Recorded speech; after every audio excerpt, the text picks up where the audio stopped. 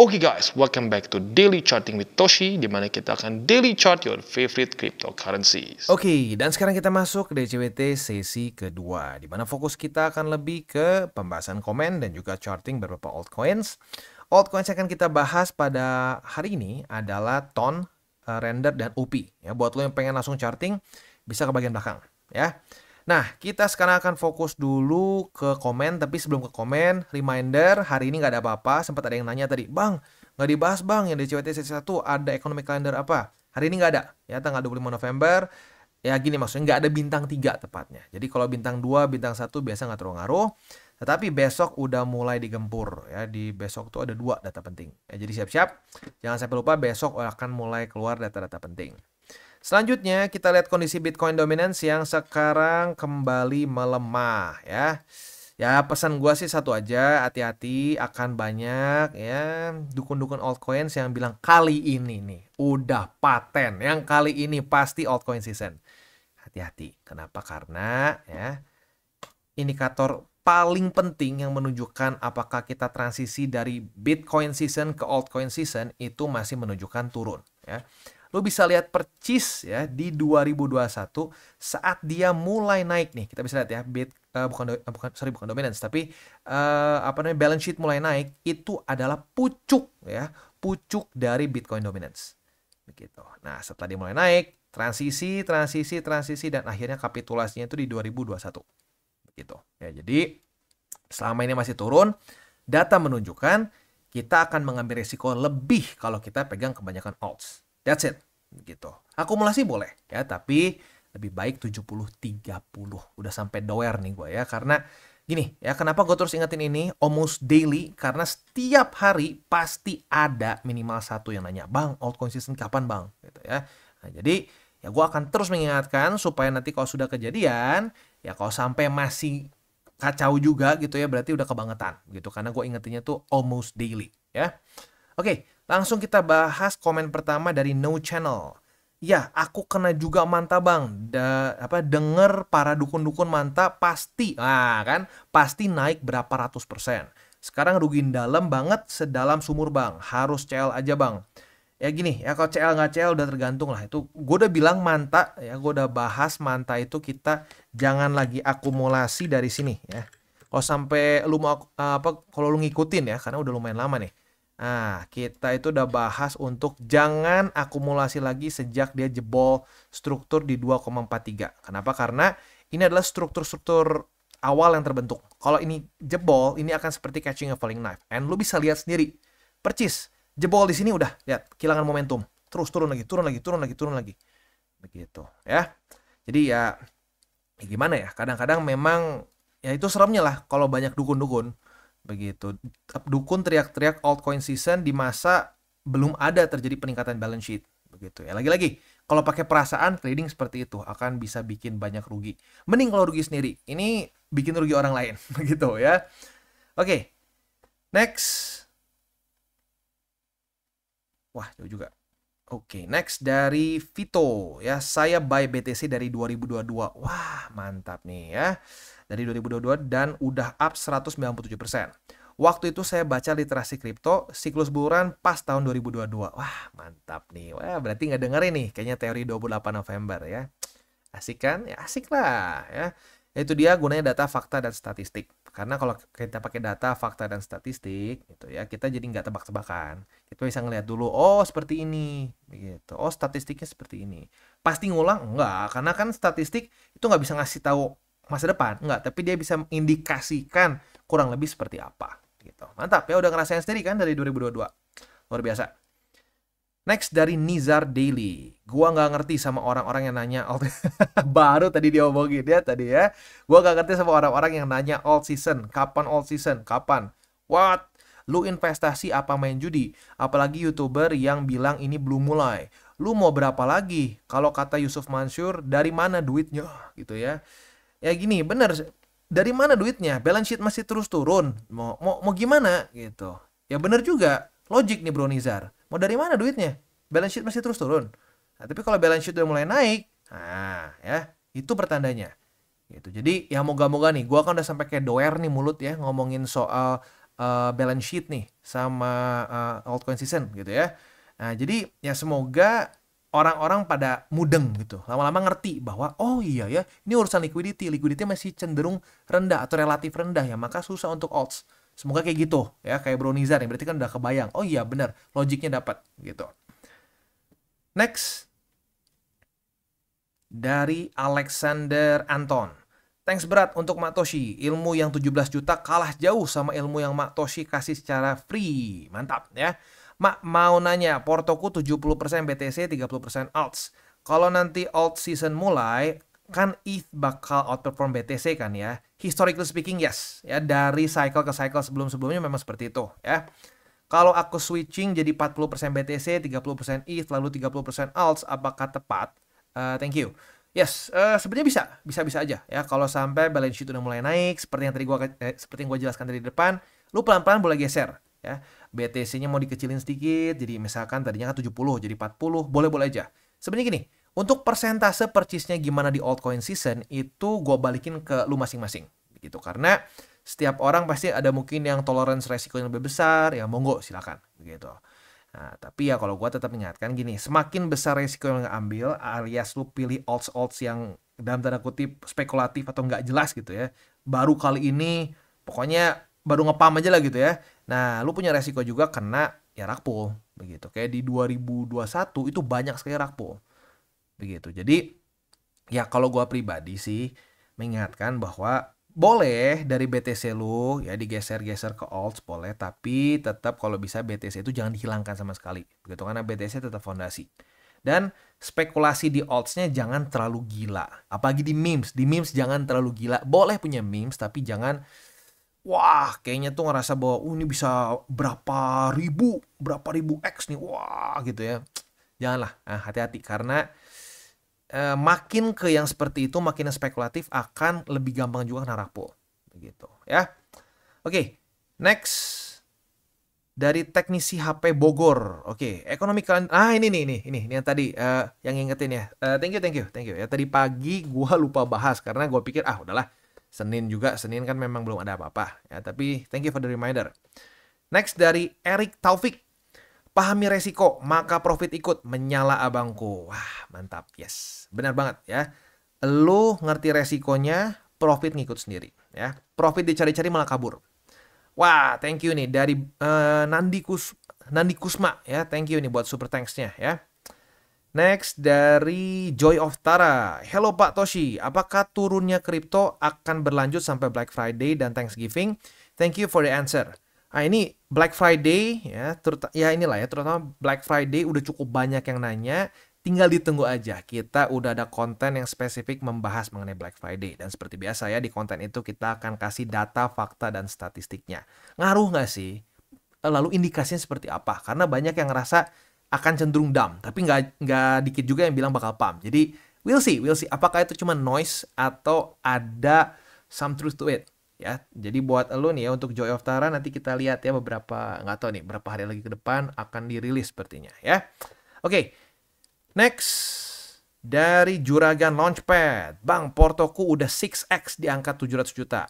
Ini beli rumah dulu atau di compounding lagi? Mohon dijawab, atau dibelikan saham BBCA ya setelah bull run selesai, lalu digulung lagi di next bull run. Wah, mantap ya. Congrats dulu nih pertama ya. Jadi gini, kalau dibilang mau seperti apa sih, at the end of the day itu keputusannya lu ya, keputusan lu sendiri. Tapi kalau gua mungkin akan tetap pertimbangkan kita masih belum dapat altcoin season seperti di 2021 begitu. Jadi lu mau TP sebagian, mungkin masukin ke saham BBCA atau mau masukin ke indeks, itu boleh-boleh aja ya, itu tergantung lu masing-masing. Nah, tapi kalau menurut gua tetap sisakan sebagian untuk kita compound lagi saat masa-masa altcoin season begitu ya, karena lu lihat sendiri balance sheet-nya belum naik ya, dan Trump belum jadi presiden. Trump bilang akan ya mempermudah ekonomi di US lah begitu. Nah, itu suka nggak suka pasti akan ada hubungan juga sama balance sheet ya.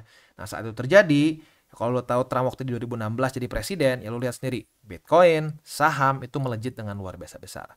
Pasti nggak kayak gitu, ya nggak ada yang pasti ya, tapi kalau sampai itu terjadi, takutnya gini loh, kalau lu semua ditutup ya, lu nggak ada lagi dana buat masuk, udah ngepam dulu, lu FOMO, beli, udah kena mental tuh.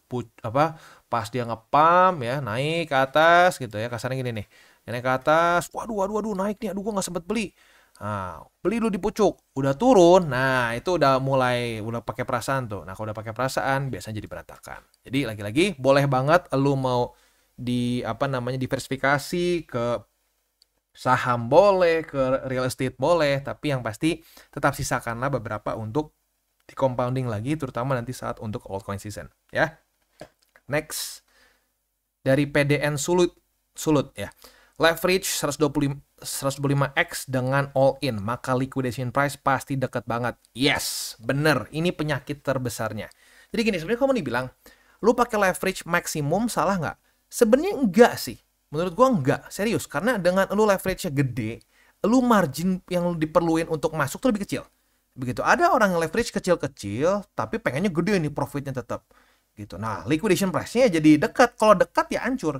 Jadi gini ya, ini bagus nih ya dari PDN Sulut nih. Lu mau tahu lu over leverage atau enggak posisi futuresnya, lu pakai kalkulator. Ya, pakai kalkulator futures. Di Binance ada, lu di luar itu juga ada, tapi yang kayak jujurnya yang enak gua pakai sih Binance ya. Lu cari di situ ya, lalu lu masukin harganya, lu masukin lu beberapa leverage dan seterusnya. Kalau harga liquidnya dekat sama harga running, ya kalau harga liquidnya itu dalam lu minus 5%, 10% liquid, itu lu over leverage. Begitu. Ya jadi patokannya itu deh. Harga liquidnya dekat nggak sama harga running? Kalau harga liquidnya itu dekat, over leverage. As simple as that. Ya. Next dari Wahyu Agus. Kuncinya hanya konsisten, sabar, dan yakin. Salam tabur tuai. Mantap, salam tabur tuai juga ya. Next dari Denny Aulia. Toshi benar-benar keren sesi ini. Sepertinya energinya sedang cuan luber.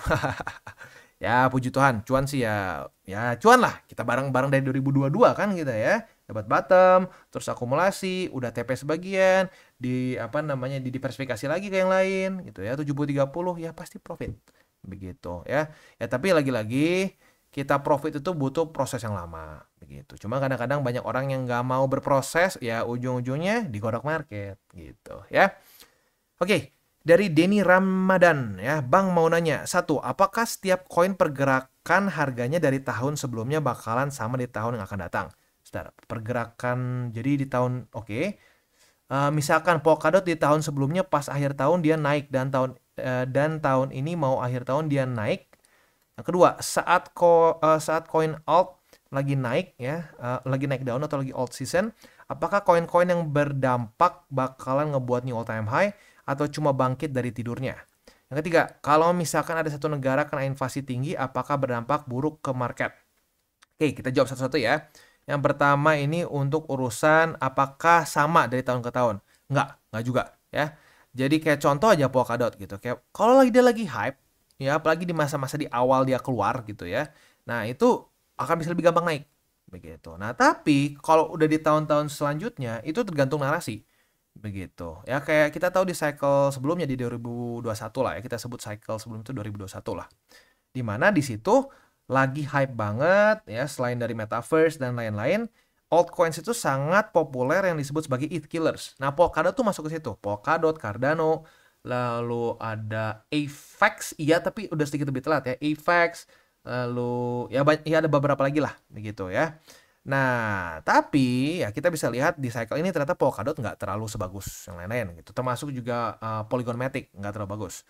Nah, jadi nggak akan sama persis dari tahun ke tahun begitu. Nah, ini juga berhubungan sama yang kedua nih. Apakah berdampak bakal ngebuat new all time high atau cuma bangkit aja dari tidurnya? Ini pertanyaan bagus banget ya, karena pada faktanya XRP aja ini kan yang sampai sekarang masih populer nih ya. XRP itu banyak orang yang baru masuk cycle ini nggak sadar bahwa kalau lu lihat ya XRP itu di 2001 tuh gagal membuat new all time high. Gitu. Lo bisa lihat all time high di 2018 itu mencapai di sekitar $3 lah ya, $3 lah kurang lebih ya. Yes, $3. Sementara di 2021 dia higher high dia ya di cycle top di sini cuma mencapai di berapa nih? Paling setengahnya ya 1,8 lah ya 1,8. Nah, jadi nggak selalu new cycle itu akan kena new all time high. Ini dia makanya kenapa altcoin selalu punya resiko seperti ini. Ini cuma XRP. XRP masih mending, dia masih top 10 terus ya. Lu lihat beberapa yang udah hidup segan mati tak mau ke LTC ya atau Litecoin. Litecoin kita bandingin kita kasih USDT aja lah ya. USDT di mana ya? Ini aja deh ya. Lu bisa lihat dia dari 2022, ya dari sini lah. Dia terus turun. Lu lihat LTC BTC gitu ya. LTC BTC. Lihat. Boom. Konsisten drop terus. Begitu. Jadi ya makanya kenapa gue bilang kalau sampai mau ditinggalin, kalau mau kalau mau dibawa tidur sampai ke cycle selanjutnya, itu jangan kegedean di altcoins karena lu nggak pernah tahu apakah your altcoins akan menjadi the next LTC, the next Bitcoin Cash dan seterusnya. That's the scary part. Begitu. Karena XRP yang sekarang masih sangat populer aja, cycle kemarin gagal untuk membuat new all time high. Nah ini yang banyak orang nggak tahu. Gitu. Orang berpikir, oh semua sama aja. Mau altcoins mau apa, mendingan alts dipegang, nanti tahun ke depan juga pasti kesusul lagi nih all time high-nya. Siapa bilang tidak seperti itu ya. Oke, yang ketiga, kalau misalkan ada satu negara kena inflasi tinggi, apa bisa berdampak buruk ke market? Tergantung negara apa. Kalau negaranya kayak ya misalkan kayak US itu bisa ngaruh ya, tapi kalau misalkan kayak some country in Africa yang kita aja nggak pernah dengar namanya mungkin ya nggak akan ngaruh gitu ya. Oke, next dari Dani Andrianto. Bang, aku trading future modal dikit aja, tapi profit bulan ini udah hampir setara UMR Jakarta. Mantap ya. Bang, ini beginner's luck? Apa bukan ya? Soalnya aku kalau trading nggak maksa. Kalau hari ini nggak dapat posisi, ya tak tunggu sampai sedapatnya. Mantap, bagus ya. Begitu juga target TP. Kalau nggak dapat, ya belum rezeki. By the way, di bulan lalu aku kena likuidasi karena serakah. Tapi sekarang udah slow dan santai tradingnya sesuai plan. Aku cuma tahu support dan resisten aja bang. Aku lihat story temanku trading forex tapi sering banget rugi. Jadi aku mikirnya ini hanya beginner's luck. Sebenarnya gini, lu udah ngerasain kena liquid kan saat lu serakah. Nah temen lu tuh serakah, as simple as that. Begitu. Dan lu ngeliat, dia sering banget ya trading. Nah justru sering banget buka posisi itu bukan berarti lebih pro. Begitu. Karena banyak yang disebutnya maksa. Begitu. Lu bilang sendiri, lu udah nggak maksa, udah lebih santai, lebih slow, sesuai trading plan aja. Ya itu artinya udah bukan beginner's luck lagi. Karena lu sempat udah ngerasain liquid kan. Begitu. Ini namanya adalah lu transisi dari trader tebak-tebakan, pakai perasaan, pokoknya gue pengen long, nge-short. Nah sekarang pakai setup, sesuai plan. Akhirnya lebih profitable kan? Ya itu. Nggak stres, lebih profitable. Lu ngelihat temen lu rugi mulu kan? Ya yang sering trading nih ya, rugi mulu kan? Ya mungkin kenapa? Ya karena dia dimaksa. Gitu. Dan percaya atau enggak ya, maksain trading itu terjadi sama semua orang. Gue pribadi pun kenapa bisa ngomong seperti ini, harusnya udah sesuai setup. Nggak ada setup jangan dipaksa. Kenapa gue bisa ngomong kayak gitu? Karena gue udah merasakan sendiri maksain posisi. Ujung-ujungnya apa? Jadi tai. Serius. Hancur lagi kalau dipaksain. Tapi kalau kita sesuai pakai trading plan, nggak pakai perasaan gitu ya. Paling simpel gini, lu mau buka posisi kalau tangan lu udah keringetan, udah mikir, terus tangan lu dingin, nah itu udah kacau tuh. Nggak bisa. Lu buka posisi harus santai. Itu santai sesuai trading plan. Nah kalau itu kalau sampai udah nggak ada perasaan adrenalin, deg-degan dan lain-lain, berarti udah bener. Gitu ya. Mantap. Congrats. Ini adalah masa-masa transisi lo nih berarti. Dari trader ugal-ugalan menjadi trader yang lebih sabar dan sesuai dengan trading plan. Oke, beres ya. Sekarang kita akan masuk ke chartingnya. Tetapi sebelum kita masuk, seperti biasa gue akan disclaimer dulu bahwa semua konten dari TCI bukanlah financial advice. Ini semua bentuknya adalah edukasi. Lalu bagaimana cara untuk mendukung TCI? Ada banyak caranya. Lu bisa like our video, bisa share our video, atau juga bisa menggunakan link referral kita di bawah. Nah sekarang kita akan dengar dulu pesan-pesan dari sponsor kita pada hari ini. Oke, today's video is brought to you by Gate.io, di mana mereka sedang ada initial free offering buat lu para GT holders ya. Nah di sini ada 30.000 PVT atau Polar Fighters token yang siap dibagikan secara gratis untuk lu para holder GT ya. Cara kerjanya seperti apa? Very simple ya. Jadi mungkin cara kerjanya mirip-mirip seperti Launchpad, tetapi ini buat lu yang punya GT atau Gate.io token nggak kurang dari 10 ya. Jadi caranya gampang banget. Yang pertama, yang pasti lo harus punya account dulu ya. Buat lo yang belum punya account di Gate.io, pertimbangkan untuk menggunakan link referral kita di bawah. Lalu lo bisa navigate ke startup page-nya, lo klik akan bentuknya seperti ini ya. Lo tinggal hold GT and claim it for free ya. Jadi sama sekali nggak perlu mengeluarkan dana. Asik kan ya. Nah, tapi sekali lagi pastikan Gate.io tokennya itu nggak kurang dari 10 ya. Jadi minimal banget 10. Lebih amannya sih ya lebih banyak ya. Oke, itu kurang lebih untuk event yang sedang berlangsung dan nanti ya seperti kita yang sudah rasakan sekarang ya, liquidity semakin banyak di market. Semakin banyak liquidity di market, akan semakin banyak project-project yang akan listing atau ya bisa dibilang lebih tepatnya bukan listing ya. Di sini sih technically speaking disebutnya ke initial free offering yang lo bisa nikmati apabila lo hold GT token ya. Nah, selain itu juga tentunya kita bisa melakukan banyak hal di Geo.io ya, mulai dari lu beli kripto, lu bisa dengan cara express di sini ya, extra fast buat lu yang mungkin ngerasa bahwa gua nggak pengen charting dan lain-lain, bisa di sini pakai debit card, credit card dan seterusnya. Buat lu yang pengen juga misalkan simple earning ya saat lu sudah DCA, Bitcoin, altcoins in general bahkan USDT lu pun bisa lu masukkan ke sini, lu subscribe agar bisa mendapatkan yield. Ya, jadi buat lo yang belum punya akun di Gate.io, pertimbangkan untuk menggunakan link referral kita di bawah dan mulai trade di Gate.io. Kita masuk ke Toncoin. Untuk Toncoin kita bisa di sini ya. Kemarin ya kita nggak dapat setup short karena nggak dapat retest keduanya ya. Tetapi kemarin dia retest juga ke 5,965. Maka sesuai dengan SOP kita sudah kebuka posisi long dan sudah kena juga target TP ya.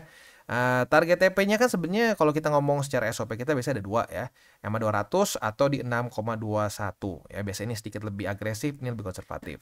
Dua-duanya kena ya. Jadi buat lo yang buka posisi long sesuai dengan SOP ya, buat yang di EMA 200 profit 3,44%, buat yang lebih agresif sedikit di 4% ya. Congrats. Itu untuk di posisi long di ton ya. Untuk posisi spotnya di angka 5,965 ya, lalu di 5,534 dan di MA50 karena MA20-nya sudah terlalu dekat jadi mendingan jadiin confluence saja instead of new buy limit ya. Oke.